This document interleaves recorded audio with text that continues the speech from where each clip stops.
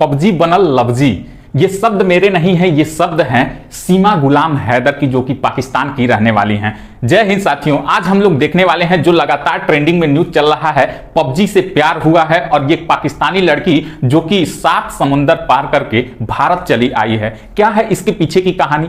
क्या यह कोई साजिश है? क्या यह आतंकवादी है? क्या है इसके पीछे की कहानी? क्यों यह भारत आई है? क्या प्यार के लिए वीर जारा और गदर फिल्में आप लोगों ने देखी होंगी, हीरा लैला मजनू हीर रांझा की कहानी सुनी होगी, लेकिन क्या वाकई में प्यार अंधा होता है? जो ये साबित कर दिया है सीमा गुलाम हैदर ने। क्या है इसके पीछे की कहानी? आइए जानते हैं कि कैसे कैसे ये पाकिस्तान से भारत आई हैं, कितना इनका सफर सफल रहा है और असहज रहा है। यही बातों की चर्चा हम लोग इस सेशन में करने वाले हैं। साथ ही साथ क्या क्या इनके पास सामान पाए गए हैं, क्यों यह आई हैं, क्या है इसके पीछे का मकसद भारत आने का, क्या सिर्फ केवल प्यार ही है या फिर इसके पीछे छुपा हुआ है आतंकवादियों का साजिश। ये सारी बातों का चर्चा हम लोग आज इस सेशन में करने वाले हैं। बात करते हैं जो प्यार अंधा हो गया है सीमा गुलाम हैदर की, जो कि 27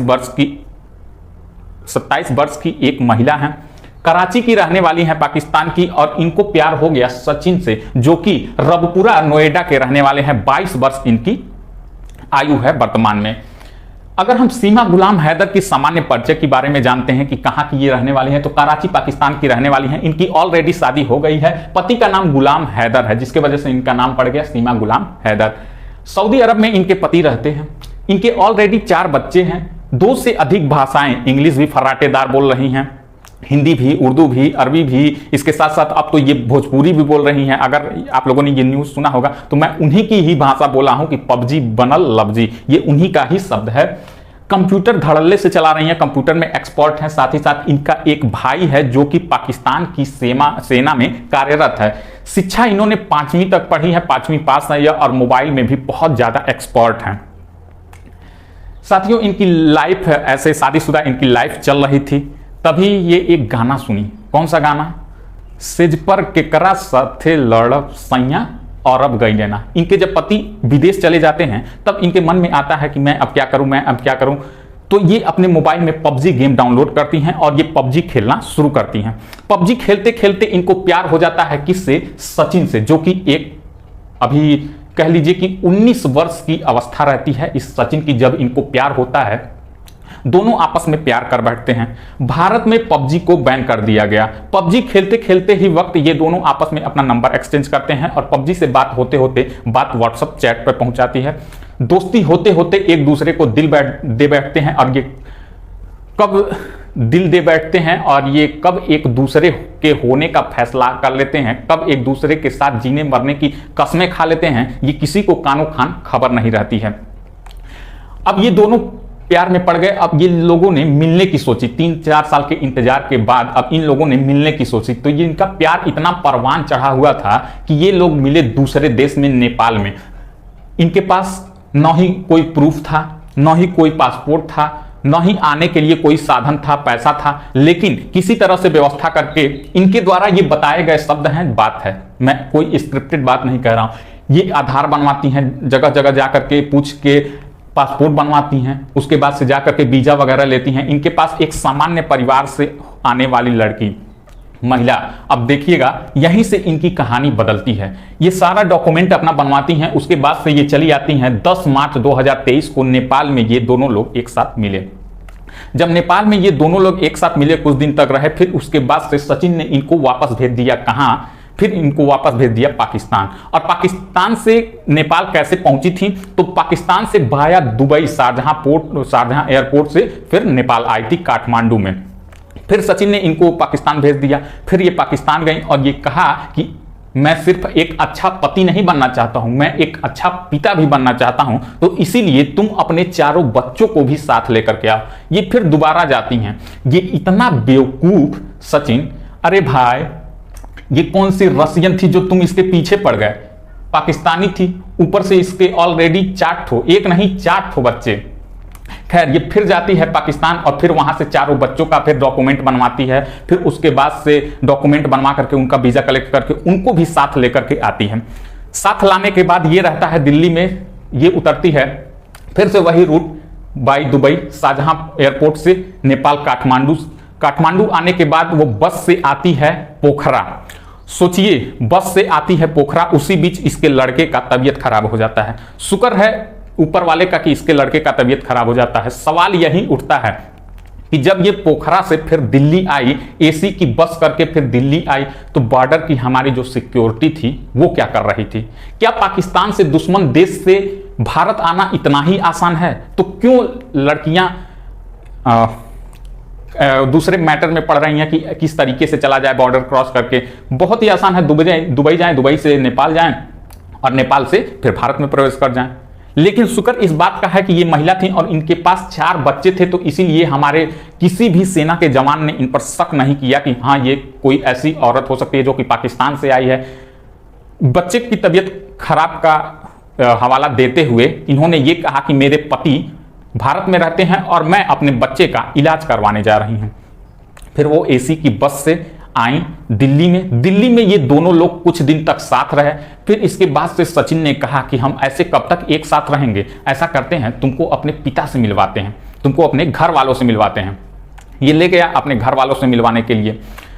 घर वाले जब इसके आए तो जंगल में ले गया मिलवाने के लिए। घर वाले आए तो भाई सर पे हाथ पकड़ लिए कि ई का किया, कह रहा है कि ये हमारी महबूबा है और हम इससे शादी करना चाहते हैं, इसके ऑलरेडी 4 बच्चे हैं। अब सोचिए, इसके मम्मी पापा तो सर पे हाथ रख के भाई रोने लगे वहीं पे कि ई का कह दिया। खैर बच्चा था अपना, प्यार परवान चढ़ा है, एक्सेप्ट किए और इनकी शादी कराने के लिए कोर्ट में गए, वकील के पास गए। वकील को कुछ शक हुआ, 30 जून को शादी कराने के लिए, कोर्ट मैरिज कराने के लिए वकील के पास गए। ये तो फिल्मों में ही सिर्फ देखे थे कि जज के सामने जाएंगे और कह देंगे कि हम दोनों लोग एक दूसरे से प्यार करते हैं, वो साइन कर देगा, हो गया कोर्ट मैरिज। ऐसा बिल्कुल भी नहीं होता है। वो तो भला है वकील को शक हुआ, आधार कार्ड मांगा, शक हुआ। उसके बाद से उसने पुलिस को इन्फॉर्म किया और पुलिस आई, इनको पकड़ करके लेकर के चली गई। पुलिस आई लेकिन पकड़ के ले जा नहीं पाई। तब तक ये सचिन को मालूम चल गया और सचिन क्या किया, इसको भगा दिया कि भाग जाओ, तुम यहां से हमारे पास से कहीं चली जाओ। हरियाणा में जा करके ये कहीं रह रही थी, वहां से ये पकड़ी गई अपने 4 बच्चों के साथ।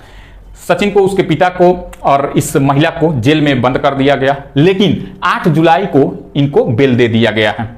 हालांकि अभी इसकी जांच चल रही है, पूरी तरीके से पुष्टि चल रही है कि क्या यह सिर्फ मोहब्बत है। मोहब्बत अभी आप लोगों ने केवल सुना था कि अंधा होता है, लेकिन जिस प्रकार मोहब्बत अंधा होता है उसी प्रकार कानून भी अंधा होता है।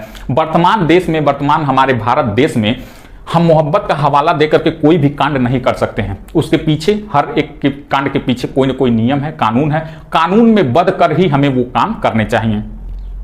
अब सोचिए, एक महिला जिसको रिपोर्टर, कई यूट्यूबर गए, कई न्यूज चैनल वाले गए, वो अपना धर्म परिवर्तित कर ली है। बता रही है कि मैं मुस्लिम धर्म की हूं और मैं यहां पे आकर के हिंदू धर्म एक्सेप्ट कर चुकी हूं। कई यूट्यूबर गए, न्यूज चैनल वाले गए, कहीं कि अगर मैं वापस पाकिस्तान भी जाती हूं तो वहां की जनता मुझे एक्सेप्ट नहीं करेगी और कहीं ना कहीं मुझे मार डालेगी, इसलिए मैं हिंदू धर्म एक्सेप्ट करके मैं यहीं पे रहना चाहती हूं, सचिन के साथ अपना खुशहाली भरा जीवन बिताना चाहती हूं। हम दोनों में इतना प्रेम है कि हम लोग इसको कभी अलग नहीं करेंगे। ये पूरी कहानी है। लेकिन आप लोगों को अगर मालूम हो तो हमारे इस समय वर्तमान के नेशनल सिक्योरिटी एडवाइजर, राष्ट्रीय सुरक्षा सलाहकार माननीय अजीत डोभाल जी 7 सालों तक पाकिस्तान में रहे थे, अपना वेशभूषा और धर्म बदल करके रहे थे, लेकिन उनको कोई भी पकड़ नहीं पाया था। 7 सालों तक ऐसे वहां पे मुस्लिम बन करके रहे थे, लेकिन जबकि वो ब्राह्मण एक परिवार से आते हैं, पूजा पाठ उनके घर में होता है, लेकिन वो मुस्लिम बन करके पाकिस्तान में 7 सालों तक रहे। किसी को कोई भी शक नहीं हुआ, भारत को इंफॉर्मेशन देते रहे, आए भी तो बहुत सारा इंफॉर्मेशन लेकर के आए। तो क्या इसी पर आधारित ये कहानी हो सकती है? ये कोई महिला, जबकि इसका भाई पाकिस्तान की सेना में है, जब किसी महिला को भारत के व्यक्ति से प्यार होता, अब यही नहीं है, इसके पहले भी ऐसा हो चुका है, लेकिन हम इसको सत्य क्यों माने? इसके पीछे बहुत बड़ी साजिश हो सकती है कि जो महिला, आप सोचिएगा, इसके सामानों के बारे में अगर जानेंगे तो आपके पैरों तले जमीन खिसक जाएगी कि कैसे कोई 5वीं पास महिला इतना दिमाग लगा करके सोच सकती है। इसके पास जब चेकिंग हुई तो इसके पास 4 मोबाइल मिले हैं, जिसमें दो टूटे हुए मोबाइल हैं, एक पाकिस्तानी सिम मिला है, 3 आधार कार्ड मिले हैं, इसके 6 पासपोर्ट मिले हैं, परिवार रजिस्ट्रेशन का एक सर्टिफिकेट मिला है, इसके साथ साथ जन्म प्रमाण पत्र मिला है। ये इतनी खतरनाक महिला है कि मैरिज सर्टिफिकेट लेकर कर भी आई है कि किसी को हमारे पास शक ना हो, जितनी भी कहानी गढ़ रही हो वो सब सही हो, ये सब लेकर के आई है। साथ ही साथ जान रही थी ट्रैवल करने में वैक्सीनेशन कार्ड लगेगा, उसको भी लेकर के आई है। इसके पास 2 VCR की कैसेटें मिली गई। अब VCR क्या होता है, जो 90s किड होंगे वो जान रहे होंगे VCR, जिनके बचपन की फोटो कैमरे से ली गई होगी वो जान रहे होंगे VCR। साथियों, VCR मोबाइल के पहले जो CD DVD आता था जिसमें हम कोई फिल्म देखते थे, उसके भी पहले एक डिवाइस होती थी VCR, जिसमें हम कोई फिल्म या फिर चलचित्र या फिर शादी का जो रिकॉर्डिंग होता था वो लगा करके देखते थे। वो 2 कैसेट लेकर के आई है अपने साथ। साथ ही साथ अब सोचिएगा, इतनी चालाक और होशियार औरत बस का टिकट भी अपने पास रखी है। अगर आप कहीं ट्रेवल करते हैं बस से, तो जो बस से उतरे टिकट क्या करते हैं, फेंक देते हैं, या फिर बहुत रख लेंगे तो एक दिन रख लेंगे, पॉकेट में पड़ गया तो।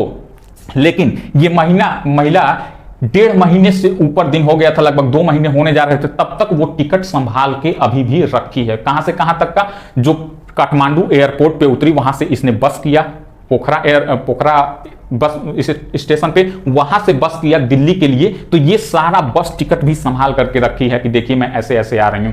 अब इसके पास दूसरे देश में जा रही है, कोई सिम कार्ड नहीं, एक पाकिस्तानी सिम कार्ड केवल था। हम लोग कहीं दूसरे अनजान जगह पे जाते हैं, नहीं सिम काम करता है या फिर मोबाइल नहीं रहता है, मोबाइल रहते हुए भी सिम नहीं काम करता है, तो सोचने लगते हैं कहां से नेट कनेक्ट करवाएंगे, कैसे उनसे संपर्क करेंगे, कैसे कॉल करेंगे। लेकिन ये बता रही है कि जब मैं बस में बैठी तो किसी व्यक्ति से हॉटस्पॉट ली और उनसे नेट कनेक्ट करवा करके इनको व्हाट्सएप कॉल की। इतना ये कहानी अपना गठित कर रही है, इतना आसानी से ये सब कुछ बता रही है, लेकिन इसके पीछे कहीं ना कहीं कोई ना कोई वजह है, जो कि हमारी जांच टीम इसके पीछे काम कर रही है, पूरी तरीके से जांच कर रही है, और जल्दी ही इसका सच आप लोगों के सामने, सबके सामने आने वाला है।